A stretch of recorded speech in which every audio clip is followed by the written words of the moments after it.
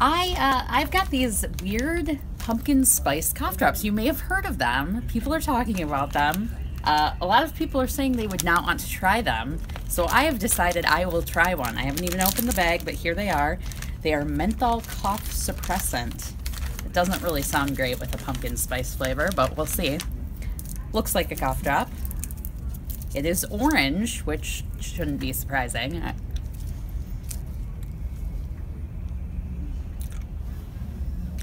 Kind of weird. It's pretty weird. It is not good. It tastes like something bad happened to a cough drop. Like something that was not supposed to happen to a cough drop. Like someone dropped it in something and then gave it to you. Like a bad pumpkin pie. They took a cough drop, dropped it in pumpkin pie, and then gave it to you. It's not the worst thing I've ever tasted, but I would not suggest them. Just go with cherry.